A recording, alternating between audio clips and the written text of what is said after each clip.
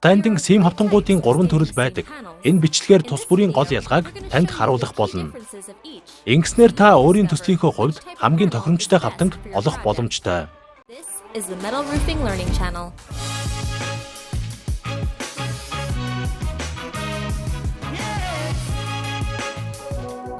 Brought to you by Western States Metal Roofing, where you can find a variety of colors and finishes, all while saving by buying factory direct.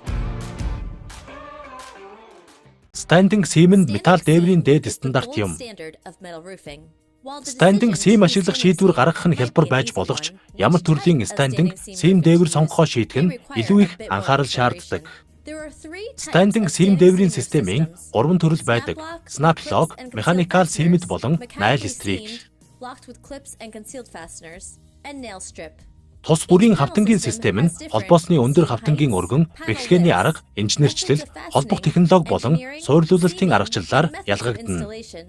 Snap lock систем нь нэг хавтан нөгөө дээрээ давхарлагдан түгжигдэж холбогддог. Эдгээр хавтангуудыг дээвэрт дарагчаар бэхэлдэг бөгөөд бэхлэгээ нь далд байдаг. Бэхлэгээний элементүүд ил гарахгүй учраас бэхлэгээнд эрзийн жирэг ашиглах шаардлагагүй. Эрзийн жирэг нь тэлэлт болон агшилтаас болж эцэст нь мууддаг буюу судрах тохиолдол бий. Механик аргаар бэхэлсэн хавтангуудтай харьцуулахад snap lock хавтангуудыг хооронд нь бэхлэхэд нэмэлт багаж хэрэгсэл шаарддаггүй. Энэ нь snap lock системүүдийг суйрлуулахад илүү хямд бөгөөд хурдан болгодог. Мөн энэ хавтан нь олон төрлийн тавцан болон угсралтад зориулан инженерчилсэн тул хамгийн түгээмэл байдаг.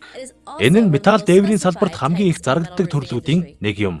Хавтангийн гүйцэтгэл, өртөг, суйрлуулалтын хялбар байдлыг харгалзан үзэхэд энэ төрлийн standing seam хавтан нь хамгийн тохиромжтой бүх талын шийдэл юм. Mechanical seam хавтангууд нь хоорондоо уялдсан дарагчтай зохион бүтээгдсэн бөгөөд эсвэл давхар бэхлэгээний системийг ашиглаж болдог. Механик аргаар бэхэлсэн хавтангуудыг хооронд нь бэхлэхэд дан бэхлэгээний систем эсвэл давхар бэхлэгээний системийг ашиглаж болно. Дан бэхлэгээний систем нь хавтангийн бэхлэгээнүүдийг нэг удаа нугалж бэхлэхийг хэлнэ. Харин давхар бэхлэгээний систем нь хавтангийн бэхлэгээнүүдийг 2 удаа нугалж бэхлэх юм. Давхар бэхлэгээний систем нь илүү түгээмэл ашиглагддаг. Тэдгээр нь илүү аюулгүй бөгөөд дан бэхлэгээний системтэй харьцуулахад илүү сайн гүйцэтгэлтэй байдаг. Хэрвээ та маш бага налуутай дээврээр ажиллаж байгаа бол давхар бэхлэгээний системийг сонгох нь илүү үр дүнтэй. Учир нь энэ арга нь хавтангуудыг илүү сайн уснаас хамгаалдаг. Дан бэхлэгээний системийг суйрлуулахад хялбар бөгөөд зөөлөн уур амьсгалтай газруудад илүү тохиромжтой. Учир нь энэ системийн бэхлэгээнүүд давхар бэхлэгээний хавтангуудтай адил уснаас хамгаалагдсан байдаггүй. Давхар бэхлэгээний механик аргаар бэхэлсэн систем нь хамгийн сайн уснаас хамгаалагдсан систем юм. Энэ нь хамгийн үнэтэй standing seam хавтан бөгөөд учир нь хавтангуудыг суйрлуулахад нэмэлт мэрэгжилтэн, хөдөлмөр, хүчин чармайлт шаардлагатай. Мөн та дээврийн инженерчлэлээс хамааран зөв төрлийн дарагч ашиглах хэрэгтэй. Air flange нь 1 инчийн хэмжээтэй бөгөөд хоорондоо 6 инчийн зайтай байрлсан байх ба дээврийн гадаргуу дээр шууд бэхлэгдэнэ. Нэгэнт хавтанг бэхэлсний дараа хавтангийн эм фланц нь эрэг болтыг далдалж дээрээс нь бэхлэгдэнэ.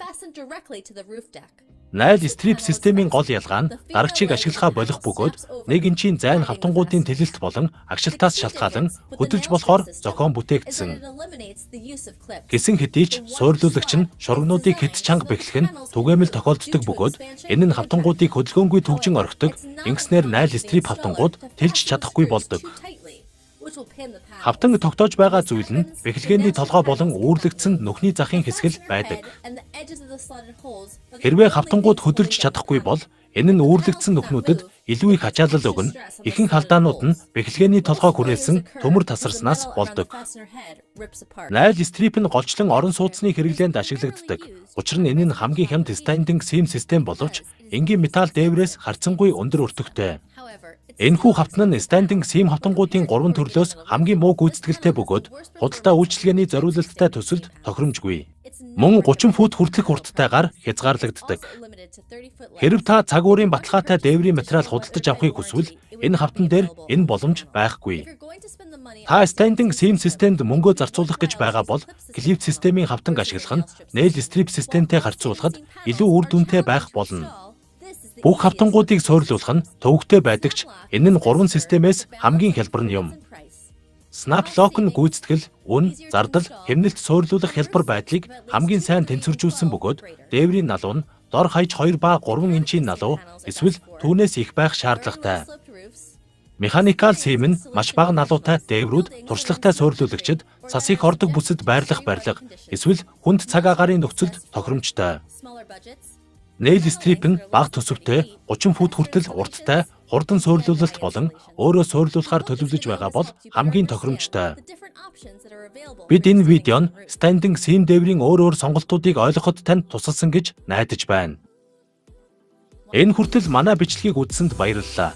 Илүү сонирхолтой контентуудыг үзэхийг хүсвэл манай сувгийг дагаж лайк дараад хуваалцахаа мартаоцай. Дараагийн бичлэг дээр уулзцгаая. Түр баяртай.